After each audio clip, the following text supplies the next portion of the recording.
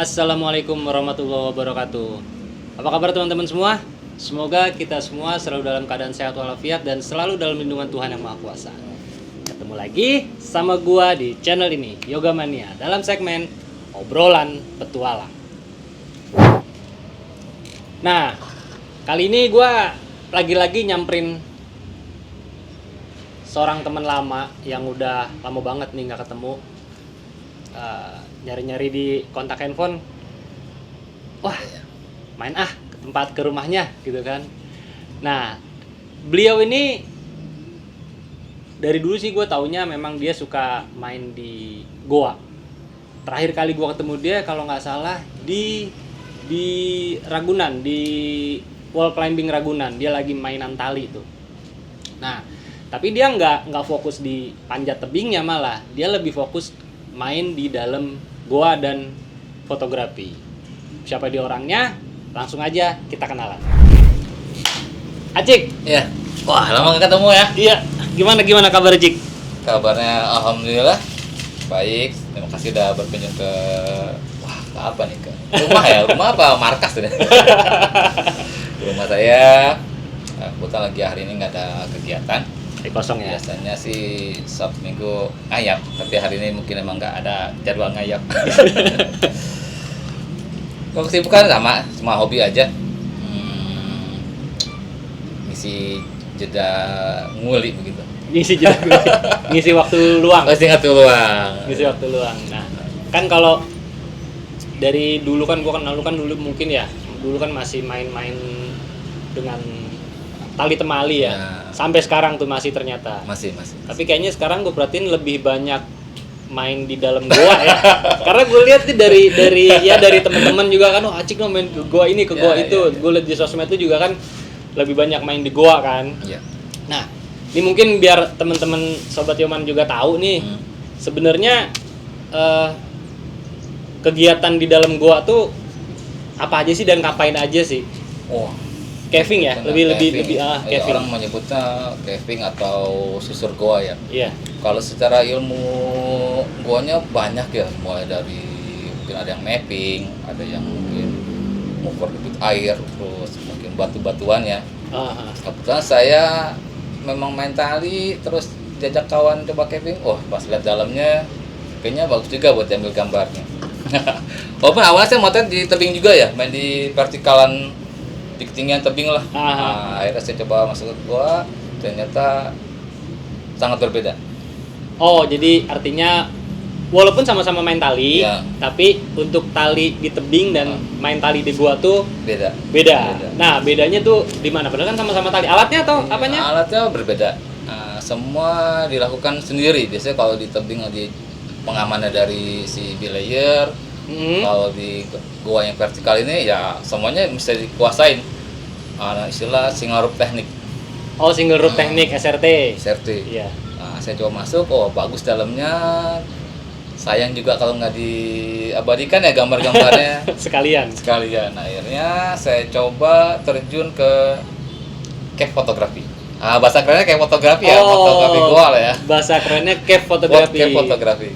Nah, itu berarti dengan kata lain sebenarnya jam terbang mah udah jauh lah ya, udah banyak. Maksudnya goa yang disusuri itu, yang ditelusuri, yang dimasukin tuh udah banyak atau kalau dibilang banyak enggak juga. Paling ya kalau lebih dari satu mungkin ada sekitar 20-an. 20-an lebih. Itu main goa tuh dari kapan sih? Awalnya saya waktu yang tadi Ragunan saya memang mainnya tali aja. Terus saya perkenalkan dunia karena saya kerja di suatu perusahaan yang berkaitan dengan rope access. Saya memperkenalkan dengan peralatan rope access.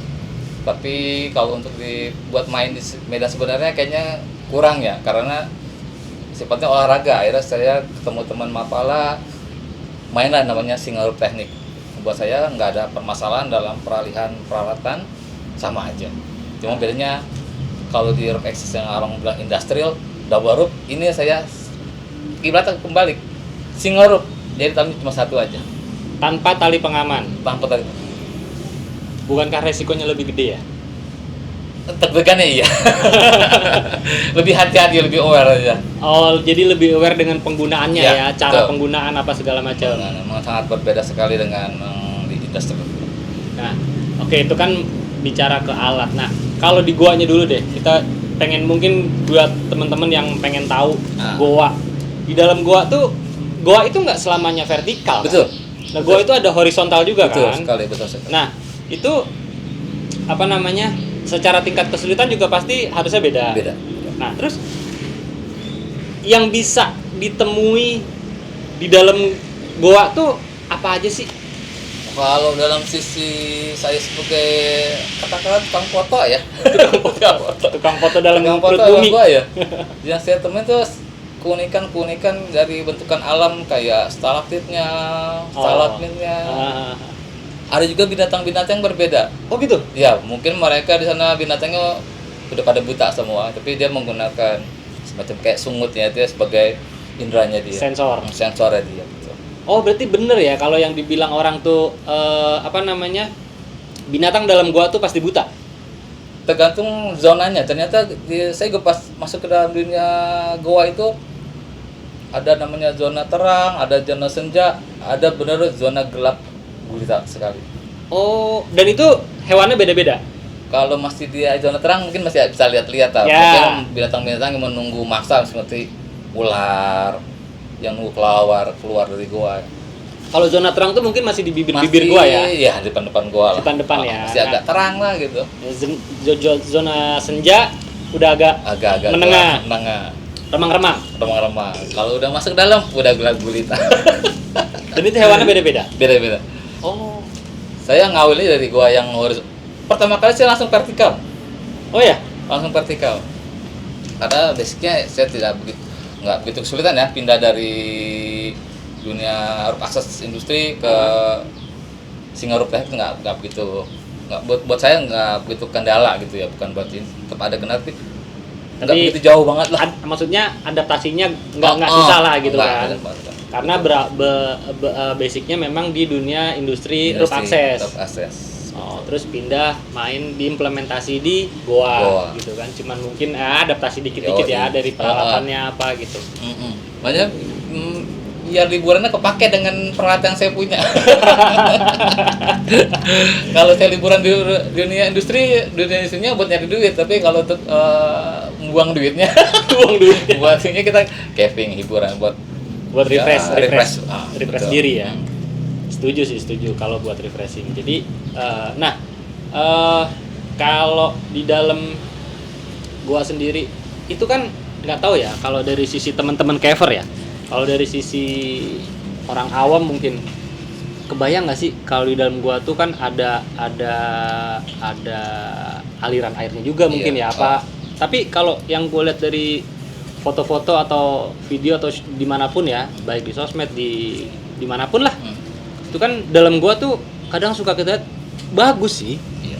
Bagus itu memang settingannya disetting bagus atau memang beneran bagus? Memang banyak juga yang goanya pada umumnya masyarakat ada yang memang nggak peduli juga ya. Jadi ada yang orang tempat buang sampah juga ada. Iya. Ada juga mungkin sampah-sampah yang kebawa aliran sungai ke dalam, masuk ke dalam gua juga ada. Oh jadi dalam gua tuh ada aliran sungai juga? Ada juga yang ada alirannya, ada juga memang yang dia tuh katakanlah orang menyebutnya kayak gua fosil ya. Jadi cuma tinggal batu-batu aja kering ada. Dan ada yang juga memang permukaannya di dalam gua itu besar, ada juga memang sempit mesti ngerayap di dalam guanya. Oh, jadi tidak semua goa itu besar lah. Karena nih jujur di bayangan goa itu kan ya kayak ruangan lorong gitulah, maksudnya cuma gelap gulita ya begitu dan sebesar itu. Dan ternyata ada yang sempit juga. Ada yang sempit juga. Kalau yang sempit gimana cara ngelewatinnya? Pastinya orang yang masuk tidak takut gelap, tidak fobia ruang sempit. Nah, jadi sehat lah gitu orangnya ya. Iya. Punya penyakit yang aneh-aneh gitu ya. Hobi aneh-aneh. Nah, jadi bisa menikmati gitu. Enggak, maksudnya untuk ya pasti kan ada teknik-teknik tersendiri ya. Iya. Betul, banyak memang. banyak sekali teknik pasti yang dipakai. Iya, dan istilahnya memang banyak ya. Kayak misalkan dia speed banget, dia mesti ngerayap, ada yang ngerayap bisa jongkok, orang bilang ducking, ya dia ngeducking gitu. Ada juga yang mesti masuk ke dalam lubang ada airnya, yang orang bilang sam ya, ada juga. Oh, ada yang kita harus berenang gitu. Nyelam dulu, Ha. tembus. Oh, jadi memang ada yang ini air gitu ya. Kita nggak bisa jalan gini aja, kita harus nyelam dulu, Iya. baru nongol lagi gitu. Iya betul. Mungkin ada lubang yang keisi dengan air ya. Penuh airnya. Penuh airnya sampai nutupin dia punya atapnya. Tapi kita di sana masih ada lorong luas, tapi kita mesti lewatin lorong itu dulu. Jadi kita ngesam dibilang. Nahan apa, tenang, gelap. Taunya di sebelah sana ada lorong luas dari mana? Oke. Kan kita pertama masuk nih belum tahu nih, ini ujungnya mana. Oh iya, oke. Jadi saya ini bukan sebagai ekspedisi ya. Ekspeditor. Jadi rata-rata gua yang saya masukin ini karena saya memang motret. Jadi saya sudah punya dapat data dari teman-teman yang sudah memetakan, ataupun saya sudah dapat info. Oke, gua ini seperti karakteristiknya ada ini. Ah, jadi saya udah sebelum saya motret itu saya udah ngebayangin. Oh nanti gua mau motretnya kayak gini. Oh nanti motretnya kayak gini. Jadi saya udah konsep dari rumah. Oh, iya. Mau diapain, mau bagaimana itu sudah konsep. Jadi saya juga bermainnya dengan para caver, bukan orang yang wisata, bukan. Oh. Jadi mereka nih saya caving ini, waktu ngambil gambar caving memang para penggiat. Memang caver beneran caver ya. Katakanlah mapala. Kebetulan saya temennya nggak mapala nih, anak ABG. Iya. Kayak gitu. Jadi udah dapet datanya. Oh, gonya ini, oh nanti ini. Oh, jadi saya udah mendiskusikan dengan kru, dengan teman-teman. Oh, nanti gini. Oh. Jadi memang sebelum masuk ke dalam satu gua sudah dipelajari dulu, intinya gitu ya. Iya. Jadi gua ini panjangnya berapa, ada vertikalnya atau tidak, terus di dalamnya ada apa aja. Iya. Itu sudah dipelajari di awal. Iya. Kecuali kalau memang mereka penelusur asli ya, mereka udah tahu teknik ya. Misalkan ada nggak sana, mungkin badan mereka diikat, mereka masuk dulu. Oh ternyata udah tarik lagi. Saya pernah dengar cerita seperti itu. Oh nggak dapet nih, nggak ada, balik lagi. Oh jadi memang pada saat dia nyelam itu ditarik pegang pakai Kalau tali dulu. mungkin kalau yang baru ekspedisi sepertinya seperti itu, karena saya pernah dengar cerita mereka yang memang masih dua yang baru. Iya, gua yang baru yang belum dimasuki orang. Iya, betul. Jadi memang ada iya. Kalau Maksudnya nggak ada kuat apa, ya. ada ngetes dulu, Iya. tapi tetap itu pakai safety-nya, Iya, pakai diikat tali, safety. kasih kode kalau emang nggak nyampe ditarik balik. Buru-buru ya. Tuh, teman-teman. Jadi dunia petualangan ternyata sangat luas banget. Nggak cuman hanya naik gunung, panjat tebing, ternyata di dalam gua pun ada keindahan yang nggak kalah menarik.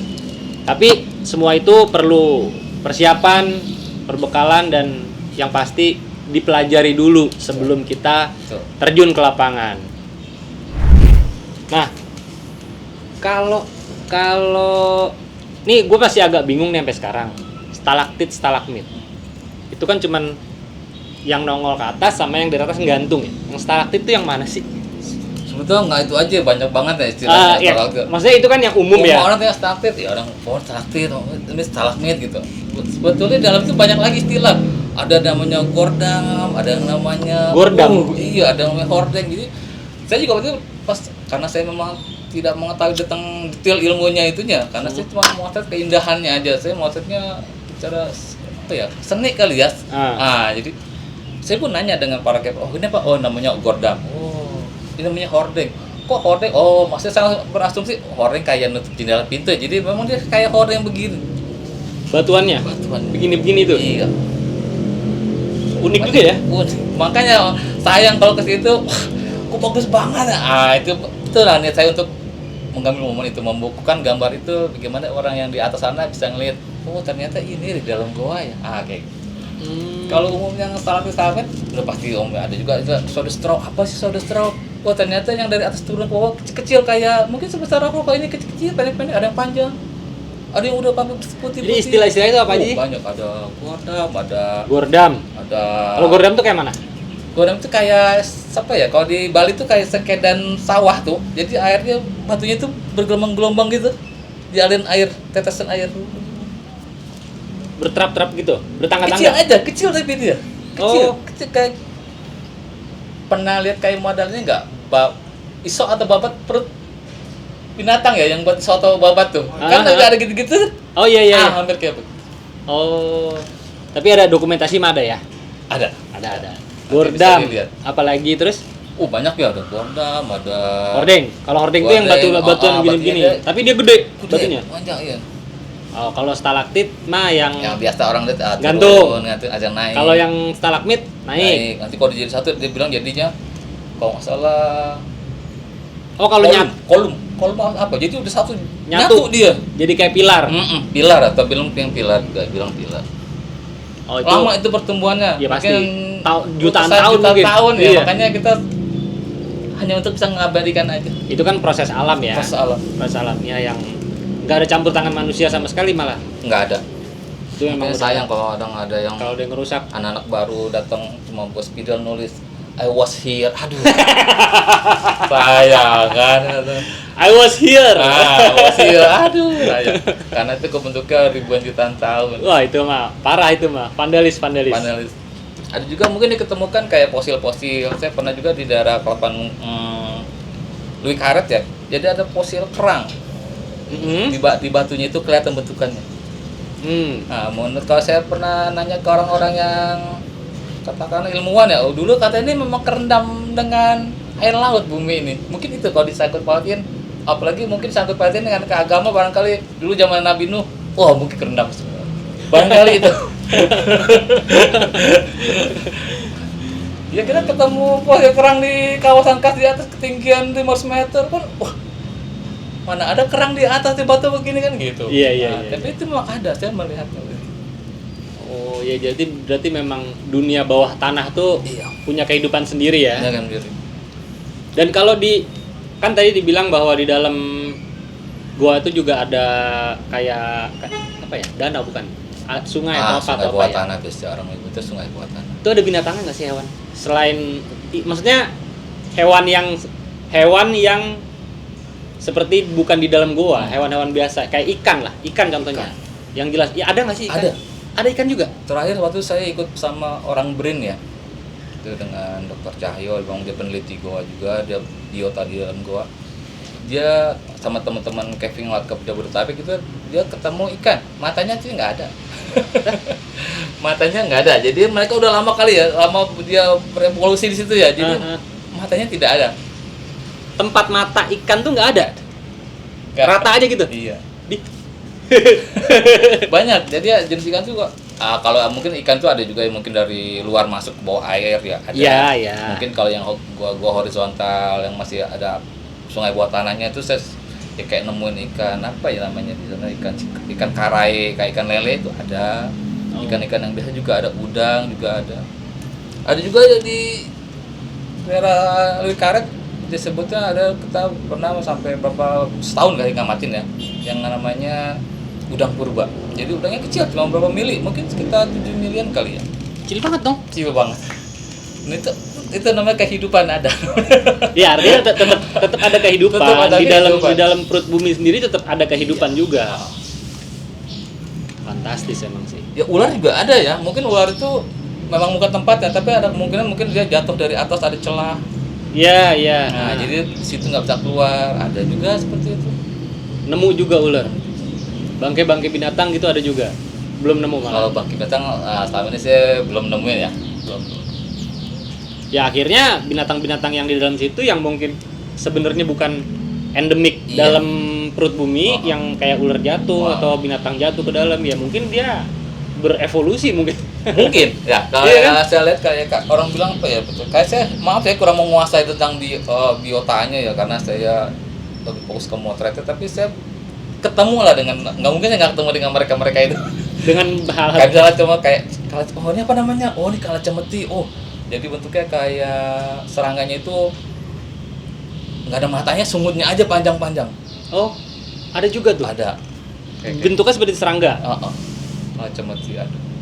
Banyak jenis-jenisnya. Itu makan apa mereka? Nah, kayaknya sih kalau dilihat ya, kalau udah saya tanya orang-orang yang penelitian, mungkin kalau lawar membuang kotoran.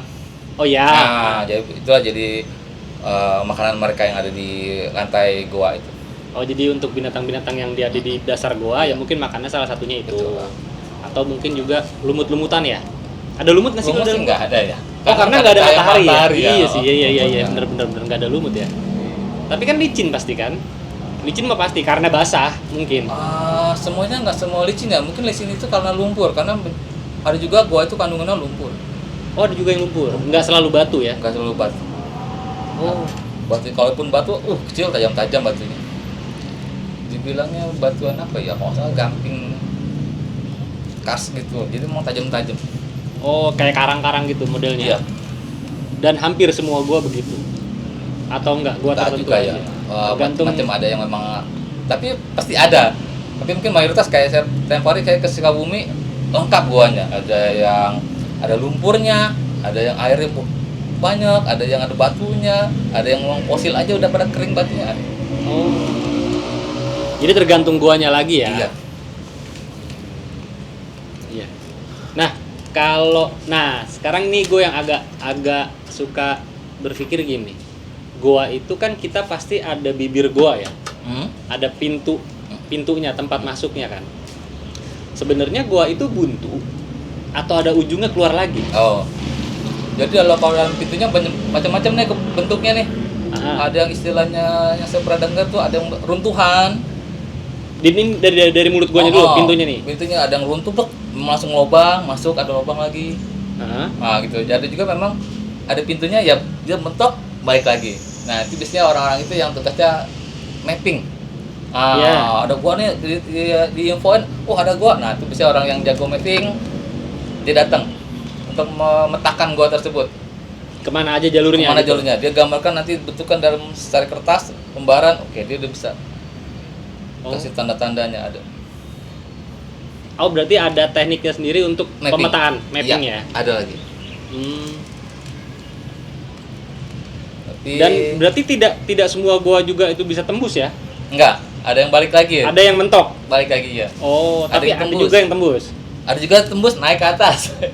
Ya pokoknya tembus. Tembus lah. Iya. Baik tembusnya horizontal maupun Iya, vertikal. betul. Pokoknya dari ibaratnya dari lubang sini keluarnya di lubang sana. sini gitu. Iya, betul. Tembus ada. Tapi pernah juga ngelewatin sampai nembusin gitu. Yang Pernah gua tembus kebanyakan kita kan ada data nih.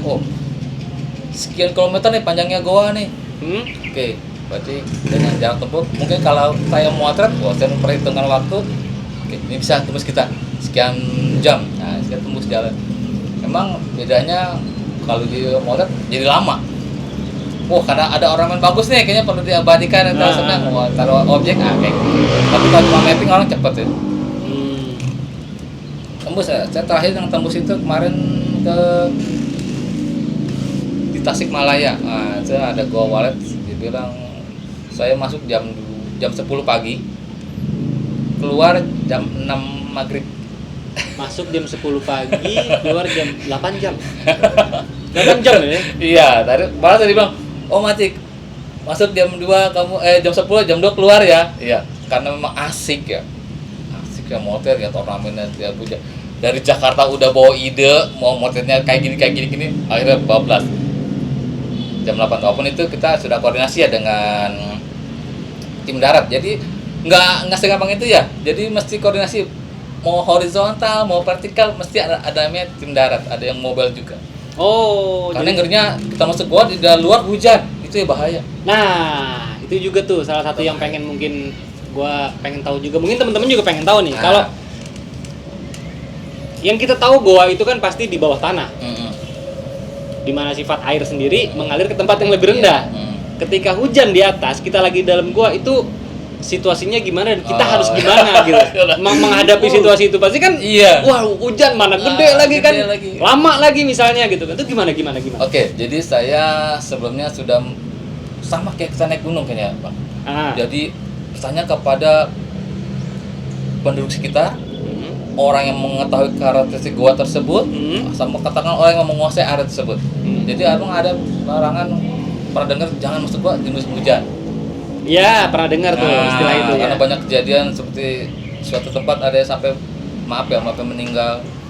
Ada. Kayak saya bukan orang yang explore banget. Saya hanya ngambil gambar. Jadi saya walaupun gua itu saya tetap bawa guide. Oh, tetap ada guide-nya. bawa guide orang yang menguasai ya, yang menguasai area tersebut. Jadi saya tanya, oke gini, so aman, oke saya lanjut. Karena saya bukan bidang saya punya keterbatasan tentang pengetahuan juga, jadi saya nanya sama dia, oh aman, lanjut, saya lanjut. Oh, jadi sebenarnya lu sendiri tuh sebenarnya lebih menguasai ke tekniknya. Iya. Teknik tali temali segala macam. Pokoknya penggunaan alatnya. Iya. Tapi kalau untuk karakteristik buahnya, ya memang harus ada orang lebih yang lebih expert ya. Iya, betul sekali. Oh, jadi saya nggak saya semuanya, saya bukan Superman. Iya. Oh, berarti iya, kalau ibaratnya kalau kita naik gunung kan bawa guide, bawa porter gitu ya. Nah, kalau ini lo ada orang guide-nya, itu orang guide itu biasanya lokal atau orang lokal ya? Biasanya lokal, dia udah jam terbangnya juga udah edan ya, udah masuk, udah tahu bagaimana curah hujan di sana, bagaimana musimnya, kalau hujan bagaimana, dia juga udah sering mempelajarinya. Udah tahu lah karakteristiknya, kalau hujan nih begini. Hujan bagaimana? Gitu. Kalau hujan begini, kalau kering begini. Hampir kejadian memang masih di Tasik gitu. Karena pas saya masuk itu memang di luar hujan, hingga membuat sedikit kegaduhan di atas ya, di tim darat. Oh, ini Om Acik belum keluar karena udah hujan nih deras gitu. Tapi saya masih aman, di dalam juga masih ada 2 orang guide yang memang berpengalaman di sana. Jadi alhamdulillah saya aman-aman saja. Tapi cara penanggulangannya tahu nggak? Biasanya mereka tuh mungkin mereka nginfo ke lu, misalnya ini kalau hujan kita maka harus begini, kalau ini harus begini. Enggak juga sih. Saya mereka nanti tim darat bisa justru lebih cepat mobilenya kalau memang kondisinya tidak memungkinkan. Dia ngasih tahu, dan biasanya juga ada perhitungannya berapa jam setelah hujan turun deras itu nggak langsung banjir katanya sih. Misalnya ada jeda berapa, dia kan gua itu ada pori-porinya, jadi banyak nabung air dulu dia. Jadi kita nggak langsung keluar, nggak juga. Jadi mungkin ada yang bilang 2 jam setelah hujan baru air keluar. Nah, itu kita juga bisa lihat. Nanti kan juga tergantung gua, kita bisa lihat, oh ada bekas sejauh mana air itu menggenang di dalam gua tuh kelihatan. Oh, di batas airnya itu kelihatan. Oh, ini pernah banjir segini nih. Berarti kalau kita, oh sini lebih aman, lebih tinggi. Oh, pasti. Ataupun ada bekas sampah hanyut nyangkut di batu stalaktit-nya. Oh, tinggi banget sampah. Berarti pernah banjir sampai setinggi ini. Yeah. Wah, waspada juga kita. Iya. Oh, ada patokan-patokan itu ya. Enggak. Saya tetap ikut aturan itu, dan saya ikut aturan si guide yang mengetahui detail si lokasinya. Jadi saya nggak ambisius untuk harus begini. Gue mau dapat gambar nih itu. Iya, yang nggak harus gitu sih. Nah, kita harus ya balik lagi kan, di mana bumi dipijak di situ langit dijunjung kan, prinsipnya itu tetap kan. Etika itu saya tetap jalankan. Tuh buat teman-teman, jadi dimanapun kita berada, ya prinsip di mana bumi dipijak di situ langit dijunjung tetap harus dipakai. Jadi mau teman-teman di gunung, di tebing, di goa sekalipun, bahkan di dalam laut sekalipun, ya kalau memang aturannya A, ya ikutin A. Kalau aturannya B, ya ikutin B. Jangan suka sosokan. Jangan suka sosokan, jangan suka bisa, ini masih bisa nggak gitu juga. Jadi tetap ikutin lah adat istiadat setempat, apalagi kalau sudah ada informasi dari orang lokal, ya udah wajib diikutin. Karena biar gimana pun orang lokal akan jauh lebih tahu, walaupun lu lebih pintar, lu lebih jago, tapi orang lokal pasti akan lebih tahu karakteristik tempat itu. Betul sekali. Nah, balik ke ini. Kalau di gunung itu kan ada istilah mountain sickness. Nah, kalau di goa itu jenis-jenis penyakitnya itu yang biasa dialami oleh caver-caver tuh apa sih, dan cara nanggulanginnya itu gimana? Selama ini saya masukin adalah gua pendek ya. Gua pendek.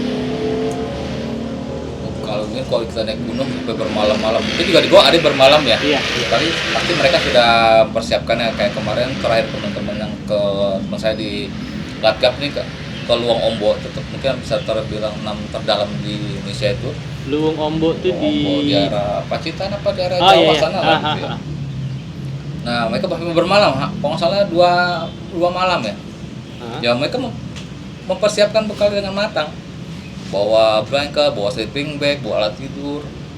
Oh, tetap bawa ya? Bawa, karena bawah aja dingin, di dalam gua tuh dingin. Oh, dingin. Dingin karena guanya berair ya waktu itu sana. Jadi tetap bawa. Nah, pernah nggak sih selama masuk gua tuh ada yang sakit, ada yang atau ya sakit mah ada lah pasti. Cuman kan gimana, yang pusing apa ya itu mungkin biasa, tapi sakit ya sampai ini ya kolaps gitu ya. Ya sampai agak-agak kolaps lah. Itu Iya. tuh gimana sih caranya nanggulanginnya atau mungkin nge-rescue-nya lah? Kalau kecelakaan itu, kalau kondisi itu bisa dibilang jarang ya. Kecuali kecelakaannya, misalkan terpleset, kakinya patah, ataupun luka, ataupun seleo, nggak bisa jalan seleo, kayak gitu paling penanganan. Yang biasa teman-teman dapat pelajaran kayak misalkan siap rescue-nya, misalkan lagi naik dia pingsan misalkan, atau dia nggak kuat naik. Baik kan kejadian adalah turun vertikal nggak kuat naik, karena mereka cuma ikut-ikutan atau hobi aja gitu. Tapi kebetulan kalau di saya teman-teman sudah dibekali skill-skill untuk kayak rescue ya, kayak hauling system ataupun yang dibilang siap rescue segala macam, itu kita dibekali. Jadi nggak sekedar masuk aja, tetap mereka punya skill selain kayak misalnya bisa metain misalnya, tetap mereka punya skill namanya untuk penyelamatan. Oh, jadi artinya sebelum masuk ke dalam gua dia harus sudah tahu pertama cara penggunaan alat. Iya, betul. Kedua, cara merescue. Baik merescue diri sendiri maupun merescue orang lain. Betul. Itu wajib. Dan saya walaupun yang horizontal atau vertikal cuma 5 meter 10 meter, tetap saya bawa namanya rescue kit untuk alat hauling, tetap saya bawa. Pasti itu harus. Pasti itu. Karena ya namanya musibah. Nggak tahu. Celaka nggak ada yang tahu di mana aja ya. Nggak ada di kalender juga. Dan saya mengalaminya. Oh, ngalamin? Pernah ngalamin juga? Waktu itu tahun kemarin di Pacitan. Jadi saya masuk namanya gua Luwung Jaran. Vertikal 13 meter, jalan sedikit, masuk lagi. Kalau nggak salah itu 23 meter. Ke bawah kita agak lelah, ternyata minim oksigen.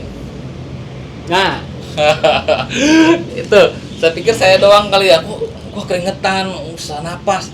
Ternyata teman-teman semua merasakan. Namanya istilahnya dibilangnya, saya nanya tuh kalau nggak salah ya hiperventilasi. Korek aja nggak nyala bang. Api ya. Api kencang. Dikit nggak nyala. Nah itu gimana? Saya juga nggak sendiri, saya juga bawa guide juga. Pasti saya bawa. Oh ini karena si Aida tanya tim gimana? Tim apa? Sampai tim itu anggota tim nggak kuat megang handphone ini. Saking lemesnya. Sedangkan saya belum dapat gambar. Gambar maksudnya? Oh, belum motret, belum sempat keluarin kamera untuk motret. Akhirnya diskusi, kita tarik balik. Karena 2 orang udah sulit bernapas. Ya, artinya sudah kekurangan oksigen. Betul, memang harusnya bawa oksigen ya, atau oksigen yang tabung tuh. Mesti bawa itu juga, itu mesti dibawa tuh. Tapi kan itu terbatas. Iya, makanya akhirnya saya balik lagi, saya bilang ke teman-teman, ini kita tunda dulu aja. Saya tidak ambisius, karena gua ini nggak kemana-mana. Kita masih bisa balik lagi. Jadi saya mengutamakan tim. Akhirnya saya diskusi, kita tarik balik. Ada satu cewek nggak kuat. Akhirnya gimana biar dia bisa naik, nggak kuat dan lemes. Nah, untungnya memang kita selalu bawa hauling kit. Kita set up dulu orang sehat di atas untuk geret ke atas. Oh, ditarik dari atas. Itu ekspedisi yang. Nah, itu juga tuh, gue jadi pertanyaan. Kalau ibaratnya nih, kalau orang dulu itu kan pernah sering lah, kalau orang dulu tuh kejadiannya kalau lagi gali sumur, ya kan, tiba-tiba di bawah dia lemes. Ternyata nggak ada udara. Nah, kalau goa yang ratusan meter, puluhan meter ke bawah itu gimana kalau pas lagi nggak ada udara? Iya. Apakah ada cara nanganinnya, atau mungkin cara nggak tahu ya, cara diinjek udara bisa nggak? Diinjek udara. Kayaknya itu kalau saya sih berpikir balik lagi ke kita ya. Biasa kita nggak ambisius kalau itu mengandung bahaya, membahayakan diri kita dan tim, kita stop, kita balik. Oh memang berarti dengan kata lain sebetulnya kalau goa-goa yang memang dalamnya kadar oksigennya sedikit, ya memang tidak bisa dimasukin ya. Iya. Jadi kadang ada juga infonya tergantung cuaca juga, karena 3 hari sebelumnya orang itu ada yang bermalam 2 malam di situ, aman-aman saja. Oh berarti tidak adanya udara di bawah itu tergantung Pengaruh situasi. cuaca sih pengaruh cuaca di luar pengaruh kali cuaca ya. di atasnya ya. Mungkin ada lubang-lubang rekahan dari sudut yang lain, barangkali memasukkan oksigen gitu, ada. Oh, karena iya. saya bilang kata guide-nya di depan masih lebih oke, karena ada aliran air, mungkin berarti kan ada oksigen dari luar barangkali ya begitu. Tapi karena saya melihat teman ada yang udah nyerah, udah saya putuskan balik walaupun hasilnya nggak dapat kita. Ya tapi demi keamanan ya. Iya, itu utama. Paling utama, teman-teman utama. Ya artinya buat teman-teman semua, jadi tetap mau di tebing, mau di gunung, mau di goa, mau di dalam laut, safety tetap nomor 1. Jadi nggak bisa tuh menyepelekan keamanan, nggak bisa. Iya. sangat diharamkan lah, sangat tidak boleh. Kecuali mereka memang kayak model istilah kayak cave dive ya. Cave dive itu apa? Kayak nyelemong dalam gua tapi ada airnya, otomatis kan didukung oleh peralatan yang lebih menunjang lah. Iya. Misalkan dia pakai tabung oksigen atau Oh iya, mungkin itu beda kayak lagi. orang di confined space pakai bridge aparat seperti itu. Iya. Kalau kita kan memang olahraga penelusur aja. Hanya penelusuran. Iya, jadi Bukan alat untuk yang dive. bukan. Jadi alat yang ke bawah ya sesuai dengan kebutuhan kita aja. Iya. Kalau enggak ya kita balik. Jadi balik lagi sebenarnya ke tujuannya.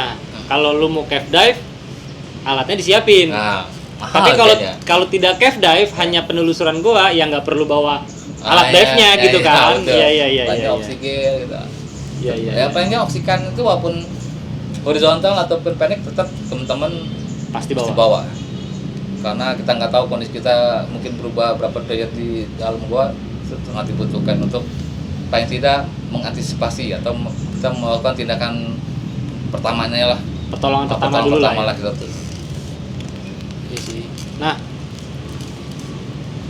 sama satu lagi, kalau misalkan terjadi situasi atau hal-hal yang di luar kendali, kayak misalnya gempa, itu kan gue sih jujur ya, gue nggak kebayang ya sebagai orang awam. Gue pernah lagi manjat tebing, tiba-tiba gempa, itu aja paniknya sepanik-paniknya itu. Lah lagi manjat gempa, lu kalau tebingnya runtuh gimana? Iya. Nah apalagi lu di dalam goa itu, pernah nggak sih lu ngalamin dia lagi di dalam goa, terus ada gempa gitu? Nah iya. itu tuh gimana tuh? Kan batuannya gede-gede, segede-gede rumah itu, mungkin lebih gede lagi. Alhamdulillah selama ini enggak ya, dan kalau bisa jangan. Saya juga nggak tahu nanti kalau jangan. Bisa mending tidak terjadi ya, saya belum mengalami. Jangan ngalamin kalau bisa. Karena kalau gempa itu kan di luar kendali matematika kita ya, Iya. karena itu kuasa alam, kita nggak bisa. Tapi paling tidak kalau ada hal-hal yang sedikit aneh ya kita baru masuk punya katakanlah siapa nih yang menentukan kegiatan ini mau lanjut atau tidak lanjut kan gitu. Jadi saya leadernya. Leader kan kayaknya nggak mungkin, kita mesti keluar ya, kita keluar.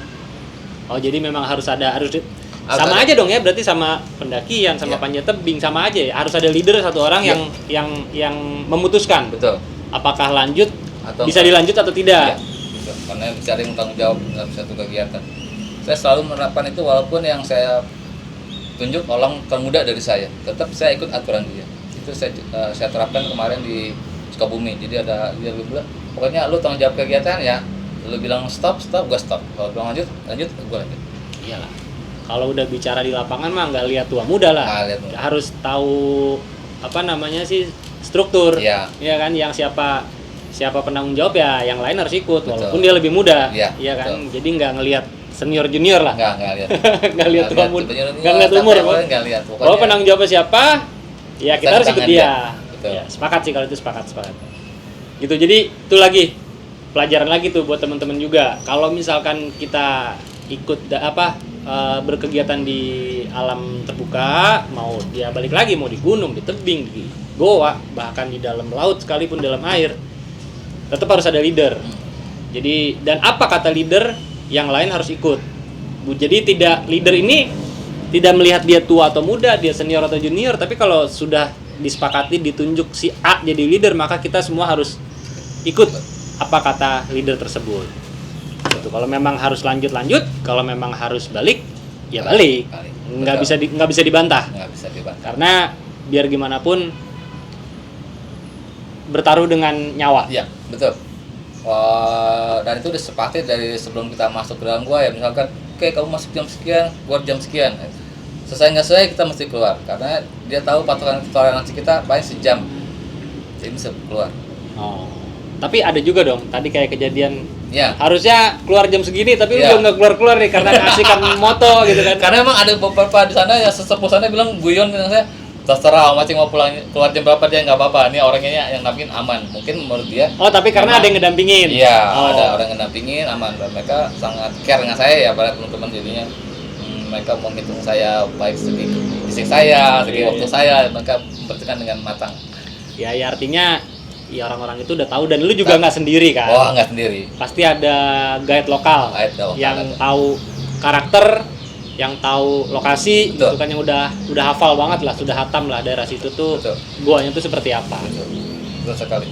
Itu jadi penting juga tuh buat bawa guide lokal itu ternyata sangat penting karena mereka juga jauh lebih tahu karakter tempatnya. Jadi ya nggak ada salahnya buat teman-teman mengikut sertakan mereka. Ya. Jadi jangan Nggak usah gengsi. nggak perlu, nggak ada istilah gengsi Nggak lah. ada istilah gengsi. Nggak ada istilah Nggak ada gengsi. apa-apanya di sana. Iya, kita nggak ada apa-apa. Mereka yang lebih tahu. Mereka mungkin lahirnya mereka mungkin di Iya. sekitaran situ kan. Jadi mereka sudah tahu luar dalam seluk beluknya udah tahu. Gitu. Jadi Mungkin ya. dia lihat awan aja kita masuk dia udah tahu, oh nanti hujan sekian. Ya. Dia udah tahu. Jadi mereka sudah tahu, oh nih awan hujan, Nah, ini bakal, oh nih seharian bakal cerah nih. Iya. Saya tetap ikut role-nya mereka. Iya, harus. Oh, ternyata dunia bawah tanah tuh seru juga ya. Seru. Iseng. Boleh lah kawan-kawan. Tapi gua nggak ngerti. Kita masuk boleh bang. Kita masuk ke horizontal dulu aja. Yang panjangnya mungkin sekitar ya habis 2 jam lah misalkan ya. Banyak kok di Bogor yang hanya tidak memerlukan kayak technical kayak SRT enggak, misalkan horizontal aja kita lihat oh kayak gini. Dan itu horizontal tuh naik, turun gitu. Iya. Itu begitu jalurnya. Iya. Jadi nggak jalur lempeng kayak kita naik gunung kelihatan ya, Ah. rata enggak. Di gua itu udah bak gini. Kita nggak tahu sini ngerayap dulu tadi berdiri. Nah, Tenaga belum. pakaian itu gimana? Oke. Karena kalau yang gue perhatiin anak temen-temen cover tuh pada pakainya wear pack semua, helm. Iya. Itu tuh apa emang harus begitu atau gimana? Itu balik lagi ke kiblat masing-masing ya. Karena kalau kita lihat di luaran juga mungkin di negara lain tuh ada juga yang stylenya nggak seperti itu. Biasa aja, dia ada yang pakai bikini malah. Jadi ada yang pakainya biasa aja. Tapi kalau di Indonesia umumnya memang dia menggunakan dibilangnya kayak wepak atau coverall ya. Nah, keuntungannya jadi dia tidak banyak apa ya kayak lubang-lubang atau yang membuat dia nyangkut di dalam gua pergerakan mereka itu. Oh, jadi nggak ada istilah baju ketarik tuh, Iya, nggak ada jadi tuh ya. Semua auto iya. Jadi udah, dan itu semua, ya maksudnya sekali pakai udah semua sekaligus gitu Iya, kan. betul. Tinggal dalamannya aja. Itu Lebih ke flexibility Nggak, aja ya. flexibility, terus juga kantung-kantung nggak banyak dia. Karena dalam gua itu kadang-kadang kita mesti merayap banyak batu-batu kecil tak nongol gitu, kita kesangkut, jadi baju robek. Jadi biasanya yang memang tidak ada banyak tali-tali lah. Oh, jadi memang polos aja Polos. gitu ya. Jadi wear pack polos aja Iya. gitu ya. Helm, Helm. Wajib tuh ya? Oh, mutlak punya helm. karena kita nggak pernah tahu kapan batu jatuh ya. Batu jatuh mungkin keseringan itu kata ngerayap jiduk. Main palang bangunnya tutupnya pendek dengan atap goanya. Oh, gitu duk gitu ya. Tajam-tajam. Itu bukan dari tepung terigu itu. Itu tajam banget. Wah, Jadi, bagaimana pala gua? kayak helm saya itu baret itu udah hal yang biasa gitu, Pak. Ustaz. Horizontal itu helm, headlamp. Coverall ya kalau di kita kebanyakan pakainya anak-anak kita sebut mapala ya Aha. atau penggiat-penggiat lain itu pakainya sepatu boot mungkin nggak ada tali terus Oh, sepatu boot yang biasa di oh, sawah itu? iya yang Oh. buat ke sawah mereka pada pakai itu andalannya karena bawahnya lembut terus juga karet kali ya jadi nggak begitu gampang robek dengan batu-batu Iya, dalam iya, goa. iya. Seperti itu Oh, memang peralatannya semua dibikin sefleksibel mungkin ya. Iya. gue agak worry sih kalau masuk gua.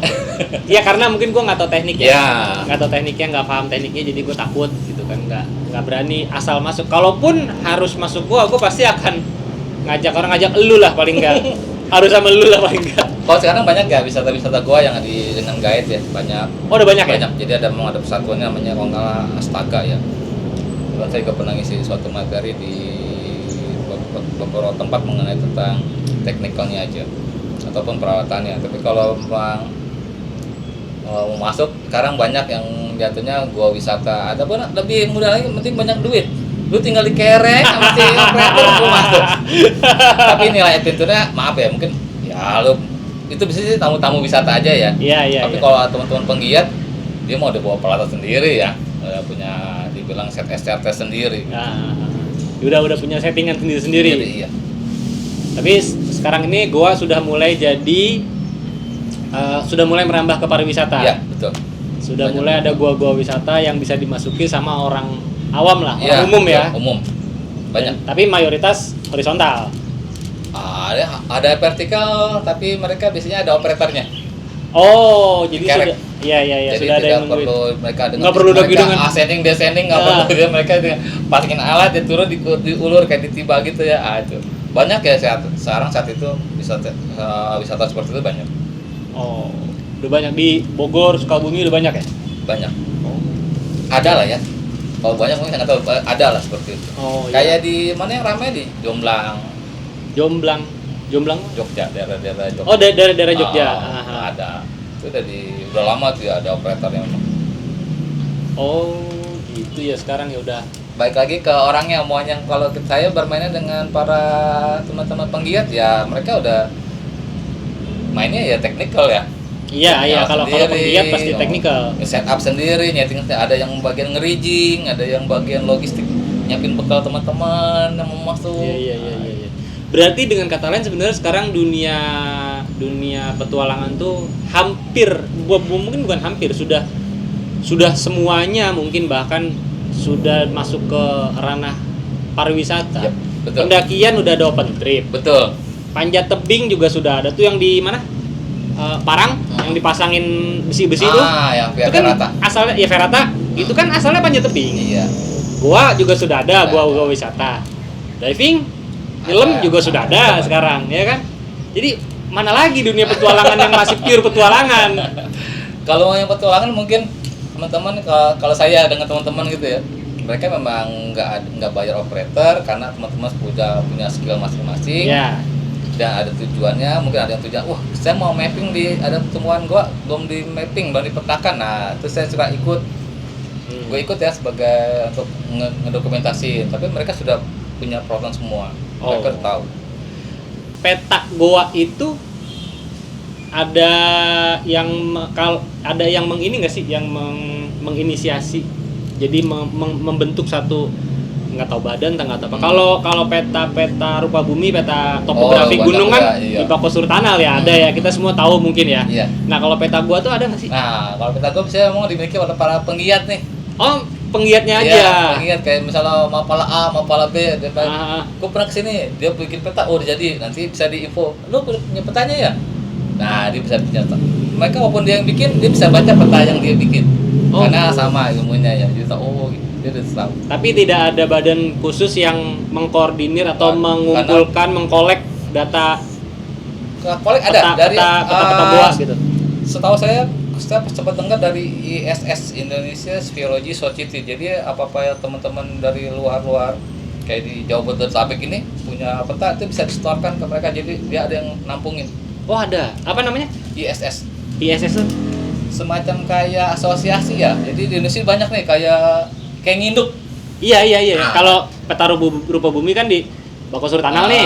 Tapi kalau dia itu independen nih. Independen? Ya. Oh. Itu ada klub juga di Indonesia ya, kayak saya sebut aja namanya kayak KSP ataupun induk yang menaungi, walaupun secara kurang tahu juga. Tapi adalah semacam organisasinya begitu. Oh. Dan ada pecahan juga, ada ISS, ada apa. Oh gitu.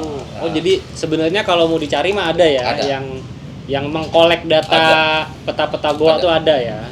teman-teman Mapala yang rajin mapping ya mereka banyak peta, dia bisa berpuluh-puluh ngoleksi peta-peta itu dia masuk misalkan di jam dia lagi kesibukan di Mapalanya di suatu gua diperintahkan sama seniornya tolong dipetain, dipetain. Ya pasti kalau mereka kan buat dokumentasi mereka pasti ya. Betul. Memperkaya dokumentasi lah pasti. Jam terbang jadi portofolio mereka juga kan pastinya. Betul. Iya, keren sih.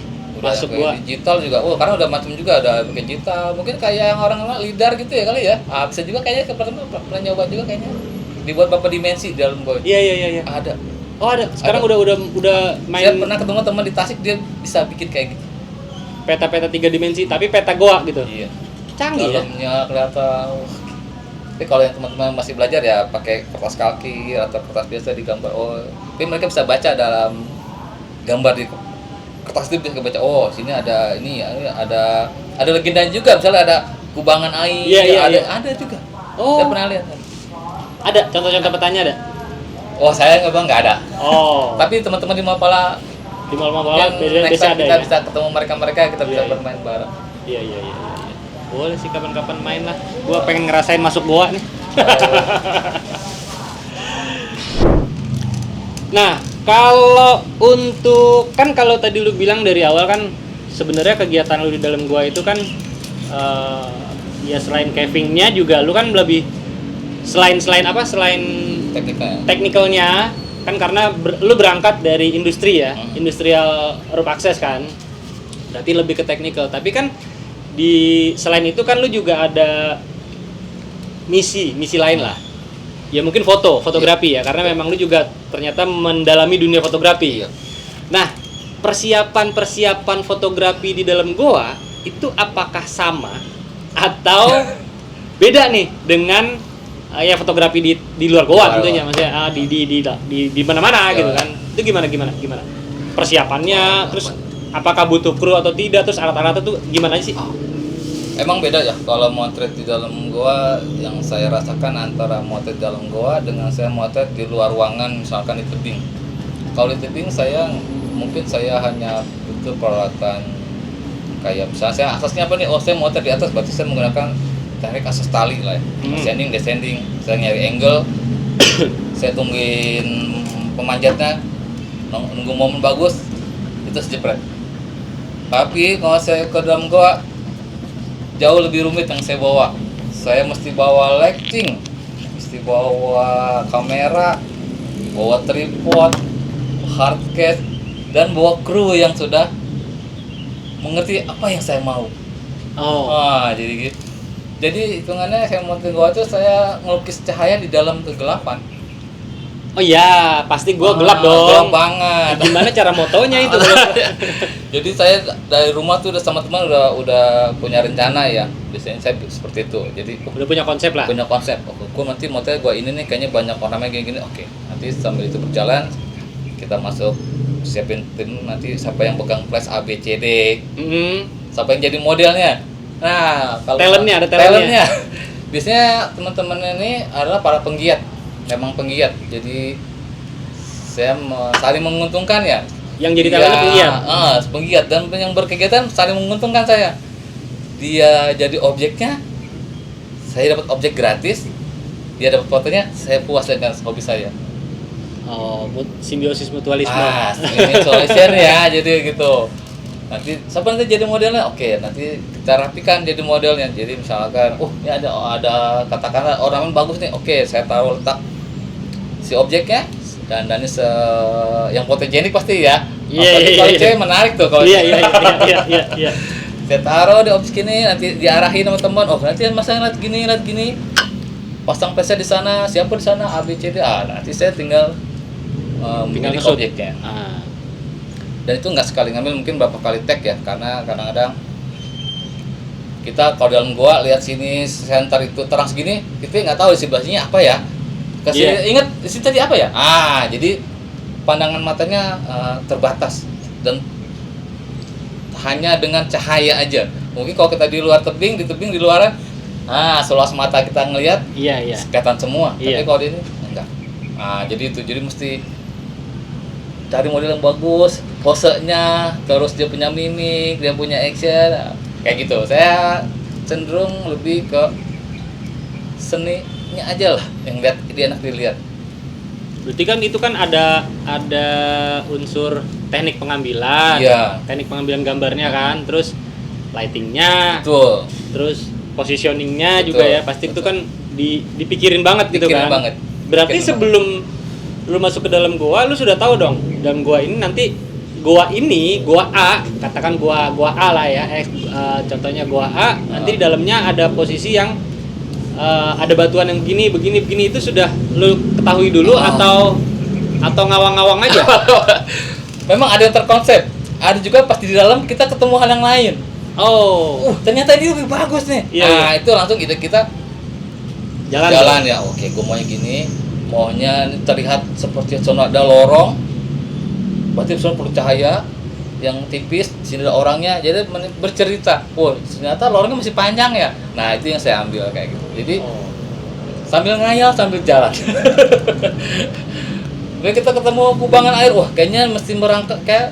Jadi ada macam-macam ya. Saya pernah nggak bikin kegiatan ini. Ada yang sifatnya saja spontan. Kayak kemarin saya dengan orang BRIN itu spontan. Jadi saya nggak banyak bawa kru, saya memang nggak bawa kru. Jadi langsung aja mereka berkaitan saya ambil gambar. Tidak bicara tentang art, tapi bicara mereka tentang berkegiatan mereka. Candid. Candid. Jadi semua pergerakan Candid. lu ambil, cepret gitu ya. Nah, ada juga diulang. Oke. Lagi mapping nih. Wah. Oke, dapat. Oke, gue mau ambil gambar saat lu mapping. Nah, Padahal mappingnya udah. Nah, jadi saya ulang. Oh, jadi bercerita, oh inilah mapping. Jadi saya tonjolkan ada alatnya, ada yang jadi pointernya, ada objek yang ngebidiknya, kayak gitu. Dengan suasana goa yang terekam. Karena kalau nggak pakai lighting, yang kelihatan orangnya doang. Ruangan yang lainnya nggak kelihatan. Iya. Nah, itu yang saya pengen kasih tahu ke teman-teman juga, para penggiat. Mungkin mereka belum memiliki kamera betulan ya, dalam artian kayak kamera profesional gitu, mereka menggunakan handphone. Ya saya sarankan sih mereka banyakin lampu, jadi bisa kerekam kiri kanannya. Ya, ornamen sekitarnya Iya, gitu kan kelihatan gitu nggak kan. cuma orang foto, cis, enggak. Kan gitu anak sekarang kan. Iya. Enggak, saya pengen bercerita tentang oke ini gua bisa dibandingkan antara orang dengan ruangan yang besar. Iya. Dengan orang dengan lubang yang kecil. Kayak gitu. Itu Jadi yang saya ada seperti ada pembanding. Iya. Di dalam satu gambar itu, satu frame itu, Iya. seperti ada pembanding ini, tampak orangnya, di sekitarnya ada ini, ada ini, iya, ada ini jadi gitu kerekam ya. semua. Itu yang saya, makanya bawaannya orang camping biasa dengan saya lebih banyak. Saya mesti melindungi kamera saya, peralatan-peralatan saya yang elektronik dalam hard case. Nanti harus ke dry bag. Karena saya udah habis berapa gear nih. Ya pasti Itu udah beresiko kita. itu resiko ya, sudah pasti akan Resiko. namanya alat elektronik, Iya. kebentur-bentur lah, kena Betul. air lah, kena apa, itu betul. sudah bagian dari resiko ya. Kotor atau kena lumpur itu udah pasti. Iya. Itu udah bagian dari resiko ya. Ya kalaupun kenapa-napa ya udah gitu kan, relakan aja. Jalankan aja. Nah, itu teman-teman yang ikut semuanya sukarela ya. Saya tidak membayar mereka. Tapi setidaknya kita mau udah kenal, walaupun bukan kenal dari kecil tapi kenal di lapangan, tapi udah tahu sama tahu. Nah, paling nanti kita malamnya ataupun di mana kita makan bareng. Nah, itu bentuk terima kasih aja. apresiasi ya. Teman-teman juga nanti dia tuh boleh minta ke saya fotonya. Tapi semua mesti didandain rapi ya. Jadi saya nggak mau sekedar bagus. Saya lihat, kayaknya kurang nih. Misalkan dari segi warna wear pack. Jadi nggak sembarangan juga. Jadi Terus buat cewek-cewek yang berkerudung atau jilbab, saya pesan sama mereka, jangan pakai jilbab yang hitam ya. Nanti kelihatan mukanya doang, jadi serem. Jadi ambil warna-warna yang kontras, ditabrak dengan ruangan gua, misalkan ada hijau toska atau abu-abu, atau kuning atau apa gitu. kuning, lebih merah, yang nyolok kayak merah, apakah rata-rata merah. Jadi mereka kelihatan. Jadi nggak sekedar datang, enggak, saya mesti memperhitungkan outfitnya juga dipikirin berarti ya. Pikir. Ya artinya buat kebutuhan foto kan, tapi tidak mengurangi mengurangi safety-nya mereka. Iya, betul. Jadi ada cuman passionnya ada ya. Passionnya ada. boleh apa sih istilahnya, memikirkan outfit tapi tidak mengurangi faktor safety. Oh, iya, itu. Karena safety tetap nomor satu. Nomor satu. Oh, apalagi saya kerjanya di suatu brand yang agak krusial. Kalau saya sambar salah ngambil orang dengan objek pakai alat lain, ngeri juga saya. Jadi tapi maaf ya, teman-teman saya yang sering pergi dengan saya, mereka sudah tahu apa yang harus mereka lakukan terhadap diri saya. Oh gitu. Pernah kejadian, helmnya ganti lu, nggak ada mau macik. Wah, aku pakai helm gua. Jadi tetap ada unsur-unsur lain, walaupun saya tidak ke situ ya. Tapi teman-teman sudah menjaga juga perasaan saya. Iya. Jadi semuanya berjalan dengan baik semuanya. Kayak gitu. Ya itu kan nanti urusannya seperti apa sih, kayak ya lu kan orang dari brand ini sebenarnya gitu kan. Kenapa yang lu ambil angle-nya pakai brand lain gitu kan? Orang berkonotasi seperti itu. Iya, Walaupun iya. tidak ada hubungan langsung ya. Walaupun nggak ada hubungannya. Tapi teman-teman memahami saya. Jadi ya senang dengan mereka berkegiatan. Jadi sebenarnya lu itu sudah menjadi brand image terhadap apa, salah satu produsen alat ini sebenarnya gitu kan. Jadi tapi apa, kalau misalkan lu tiba-tiba pakai brand lain akan jadi pertanyaan nih gitu kan, nih kok Om Acik tiba-tiba pakai brand ini nih. Walaupun sebenarnya nggak apa-apa juga, nggak ngaruh juga gitu kan. Nggak ada hubungannya, cuman karena lu sudah menjadi brand image ya, jadi orang akan taunya Acik tuh orang ini loh gitu. Jadi, tapi nggak semua ya, ada beberapa temen yang itu tetap saya jepret. Kan mereka kadang-kadang guyon aja bercanda, botol itu nggak dinaikin sama Macik gitu. Walaupun memang hasil jepret ini saya nggak makan sendiri, dalam artian hasil foto yang kita habis bermain dengan teman-teman tuh saya bagi mereka. Ataupun mereka tahu, bahkan mereka udah tahu kalau saya belum naikkan ke suatu media sosial, mereka nggak akan naikin foto mereka. Oh itu udah mereka pasti sendiri tahu. Ya etika ya. Tapi setelah saya naikin, baru mereka bilang, bagi, itu saya bagi ke mereka. Samping itu juga saya memang tidak komersil ya. Jadi ada beberapa teman-teman dari misalkan dia punya klub, terus tiba-tiba dia mau bikin acara, dia perlu foto. Nah dia hubungi saya, boleh nggak fotonya dijadiin pamflet, aku pinjam atau minta, saya kasih gratis free. Mantap juga berarti lu. Tapi dari hasil jepretan lu selama ini di dalam gua itu memang tidak lu komersialkan? Selama ini memang belum. Atau memang ada yang sudah dikomersialkan, mungkin foto-foto pilihan lah mungkin. Ada nggak sih? Nggak ada. Atau mungkin ikut lomba foto mungkin. Pernah saya dipanggil, memang dibayar karena kaitan dengan pemerintah. Oh gitu. Jadi ada dari apa namanya dulu Dinas Pariwisata itu apa sih? Kemenpar ya? Kemenpar. Jadi saya dari teman ada Kemenpar bahwa daerah tersebut mau dijadikan tempat wisata. Ada dari tim Jakarta ini, teman-teman dan saya berangkatlah ke suatu pulau di daerah Sumatera, suatu tempat Sumatera. Nah itu memang ada angkanya ya. Iya. Itu dibayar. Itu baru kali itu dibayar. Ya kalau itu jelas. Itu. Jadi memang bukan komersil ya, dibayar ongkos segala macam semua ya sama. Itu kan karena si ada kepentingan ya. Iya, Kemenparnya ada kepentingan dan lu memang skill lu di situ dikontrak sama dia gitu kan, untuk jobnya mereka gitu kan. Ya wajar sih kalau itu dibayar, tapi maksud gue itu bukan itu, maksudnya dari hasil jepretan lu selama ini tuh di dalam gua tuh ada nggak sih yang pernah lu komersilkan tuh? Komersil tuh dalam artian dijual atau lu ikutin dalam kontes foto, pernah nggak sih?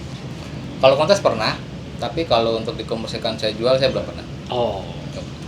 Jadi karena ini hanya hobi ya. Jadi saya dapat gambar bagus, oke nih, hati ini puas banget. Puas ya. Ya balik lagi ke batin ya. Batin lagi. Walaupun harga angka yang kita keluarkan kadang-kadang fantastis. Untuk modalnya? Iya, fantastis. Karena saya kan kadang-kadang ngundang atau ngajak teman-teman ya, gue ada pengen gini nih, ikut kah? Ikut dong. Nah itu langsung saya pikirkan kayak misalkan ya, katakanlah makan mereka gitu, untuk rame-rame ya. Nah untuk kebetulan rame. Karena kalau ada rezeki lebih, mungkin mereka ada saya berikan suatu benda yang bisa bermanfaat buat mereka. Seru juga kayaknya masuk gua ya. Pengen juga sih dalam gua, cuman masih belum berani. Gua kalau beneran ya, gua kalau masuk gua tuh gua harus sama orang yang bisa. Paling enggak bareng sama lu lah. Nanti kita coba Bang. Kita podcast di dalam gua nanti ya. boleh. Kayak seru tuh. Bisa bercerita, oh ternyata begini ya. Kita coba nanti kita agendakan. Mungkin di daerah Bogor deket ya. Deket aja. Dan saya tetap melibatkan orang di sana untuk tetap ya. Saya memegang aturan. Jadi saya hubungi mereka urus perizinannya. Jadi saya bukan sekedar masuk doang. Oh, ada perizinan juga ya? Jadi anak sana tolong sih gua mau kemari. Ya, gini tolong minta diurusin. Nanti juga terlibat dalam kegiatan tersebut. Oh. Jadi, tetap ada izin. Kalau naik gunung ada simaksi.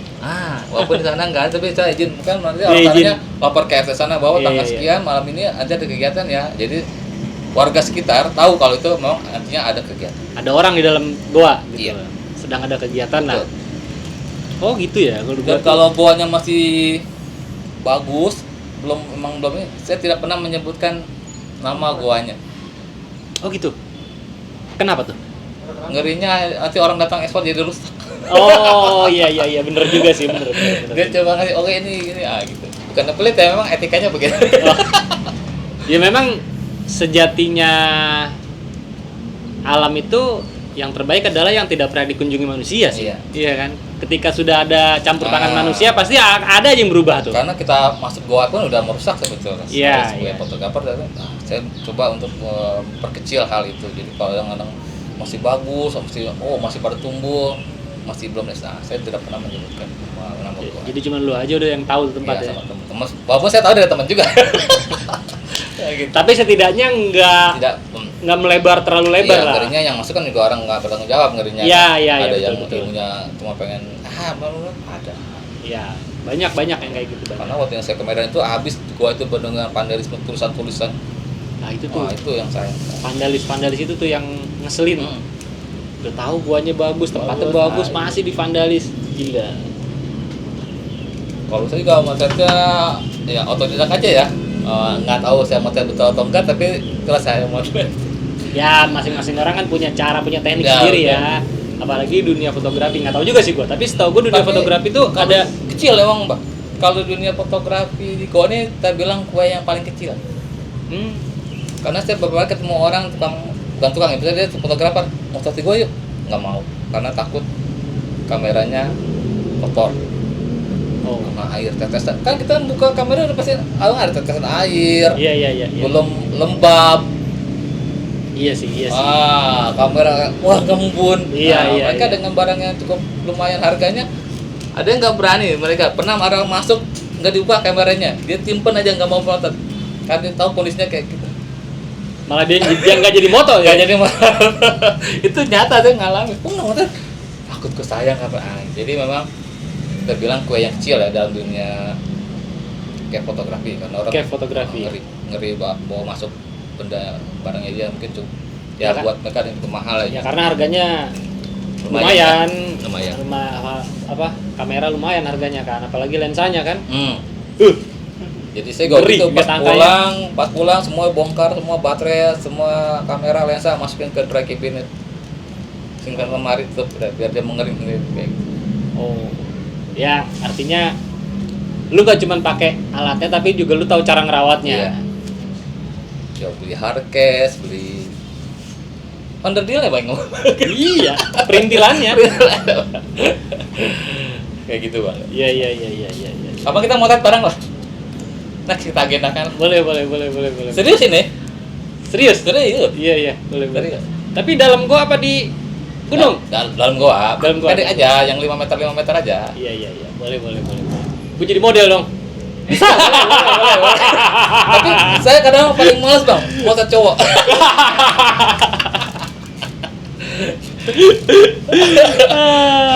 Kagak bercanda. Bercanda ya guys, bercanda. Tapi kalau mau lihat di Instagram saya boleh kok. Ntar Instagramnya gua cantumin nih, gua kasih lihat. Jadi teman-teman bisa lihat sendiri hasil jepretannya Acik selama ini dalam motret di dalam perut bumi. Tapi isinya nggak semua dalam itu Bang, ada juga yang di luar.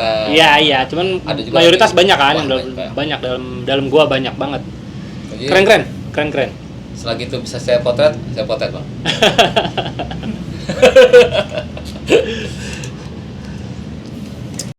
Oke deh Cik, thank you banget nih buat informasinya.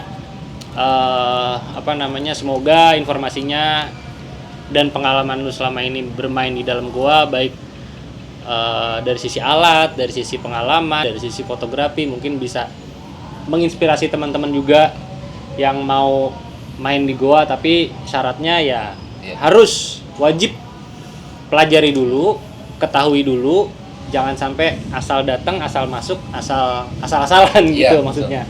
Dan harus bawa orang yang memang benar-benar paham tentang goa, yang expert di bidangnya. Gitu. Jadi supaya ini tujuannya bukan gimana-gimana, bukan masalah gengsi atau apa, tapi menghindari hal-hal yang tidak diinginkan. Gitu. Karena di dalam goa lu mau teriak minta tolong sama siapa? Nah, benar. Ya kan? Oke, Acik, thank you banget untuk obrolan santai sore ini. Buat temen-temen yang belum subscribe channel gua, jangan lupa di subscribe karena biar gue juga makin semangat bikin videonya, dan tonton terus video gue sampai selesai dan pantengin terus channel gue karena di video-video berikutnya gue akan hadirin narasumber-narasumber lain yang gak kalah menarik pastinya. Oke? Thank you semuanya udah ngikutin video gue sampai selesai. Assalamualaikum warahmatullahi wabarakatuh. Waalaikumsalam.